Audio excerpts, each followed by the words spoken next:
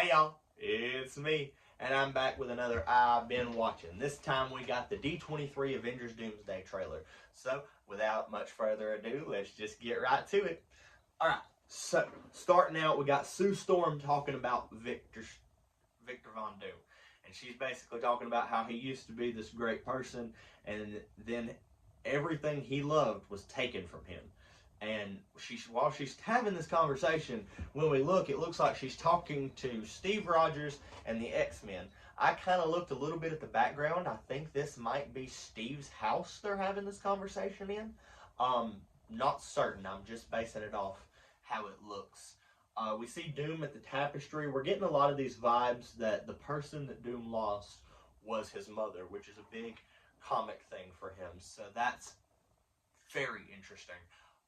It also kind of makes me wonder if he'll have any conflict with Mephisto, but I really doubt it. If you want me to be honest, it'd be cool, but I just don't see it because they've not built Mephisto enough besides Ironheart to really do that. And I think the next time we may end up seeing him, unless he were to show up in Secret Wars for some reason, is Ghost Rider, if I had to guess. But moving on. We then have the new Avengers, the Wakandans, Shang-Chi and Namor all together, listening to somebody kind of talk. And then we see something that is incredibly ominous. It looks like a destroyed version of New York. And the rumors going around, y'all, it's heartbreaking, but the rumors going around is that this New York belongs to none other than Tobey Maguire's Spider-Man. It seems very possible, unless it's the X-Men's universe, it seems very possible that Tobey's New York could face a destruction, incursion, whatever you want to call it. But that's a very, very heavy rumor going around that this New York may belong to Tobey Maguire's Spider-Man. No guarantees, you know, very possible that I'm wrong, but I'm gotta say I agree with a lot of those speculations, because I think they're gonna end up doing something with Tobey over these next few movies just to sort of wrap up his arc, because there was so much love for when he came back in No Way Home. And then we've got Reed looking very disturbed, startled, upset, and going, "Victor, did you do this?" And at first he's half calm, then he's not calm anymore the next time he says it. Doom does not answer him. We see Scott and Cassie, that same shot, I think, again from the first trailer. And let's say this makes me wonder if either we're going to get some Young Avengers stuff in these next few films, or, you know, if this is just potentially an incursion's about to happen and Scott saying goodbye. Now, the next shot is the one that makes me sort of tie back to what I talked about in the last video with Professor X and the incursions. We see this really bright light around Johnny and Franklin. And Johnny looks kind of battle-torn and everything. So I'm thinking it's possible maybe this is an incursion. Maybe Johnny's saying goodbye.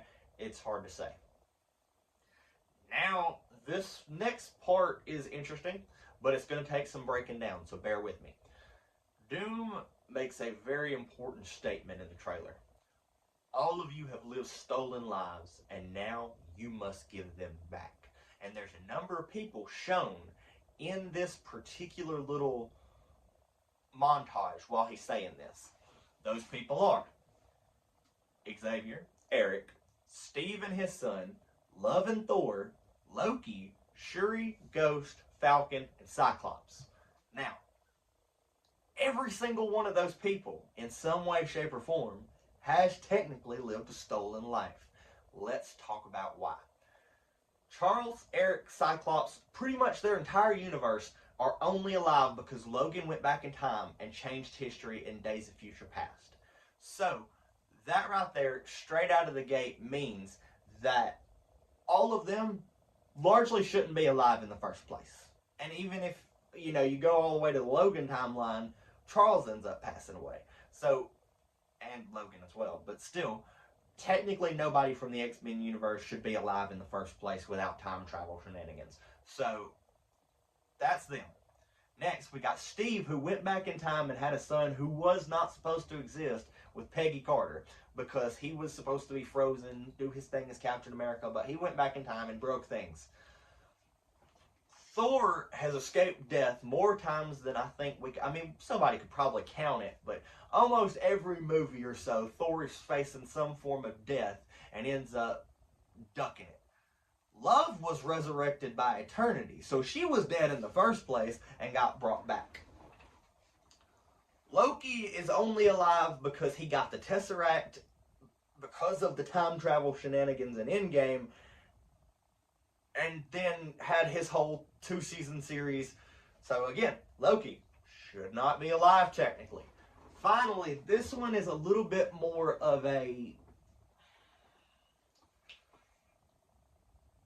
reach, I guess, is what I'll call it. Shuri, Ghost, and Falcon. Now, technically, none of them have officially died. But, Wakanda Forever, Shuri nearly died at the hands of Namor. Ant-Man and the Wasp. Ghost almost died, but I think because of her power instability. Brave New World, Falcon almost died after he got shot down, and that was part of when Bucky and, I think that was the same Sam and Bucky had together in that movie, was that they were talking about Watchin, who was the Falcon now, and he had got shot down.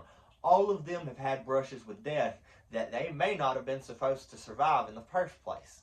So, every single one of those people, in some way, shape, or form, could be considered as living a stolen life.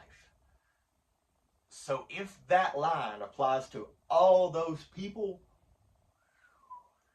Doom is trying to clean house, and that's concerning, ominous, terrifying. I don't even know what you would call that. Like, that's a lot of people he's trying to clean house on. Count the X-Men, that's a whole universe. And that's not even done. We ain't even done yet. That's just that line and that little breakdown examination. We ain't even done with the trailer. After this, we see Doom get blasted out of this ship that we've seen in set photos and in the trailers. And he either uses magic or time slips or whatever. He does something in midair. And instead of being knocked back and landing on the ground, he lands perfectly. Thor, obviously, it seems like Thor's going full like Odin Force or something at this point, and does the whole, "You will beg for hell long before I grant it." And we get one of the coldest, most well-delivered villain lines I have seen in the MCU to date. "Hell answers to me, for I am Doom." And then he raises the comic accurate Sentinels. And the only other thing I really want to focus in on about that whole scene is it looks to me, unless they're in the ruins of New York, like they are fighting in the ruins of the X-Mansion, which it doesn't sound like the mansion's going to survive this movie, guys. I mean, I know it gets blown up and destroyed a lot, but I don't think the mansion's going to survive this one. I don't think a lot of our heroes are going to survive this one, because Doom just looks, everything they've shown us about Doom is terrifying. Like, I really, initially, with the RDJ thing, I wasn't sure. You know, I knew why they had to do what they had to do with the Kang storyline, but I wasn't sure about RDJ as Doom. I don't know what's going to happen in Doomsday. I've heard a lot of rumors. I've heard a lot of plot leaks. I've seen the costumes at Comic-Con and at D23. I can't wait, guys. I really can't. And if there's another trailer, you know, we'll break it down. And when the time comes, there will be. And I've been watching for Avengers Doomsday. But until next time, thanks for watching. Great to see y'all. And I'll see y'all next time on I've Been Watching.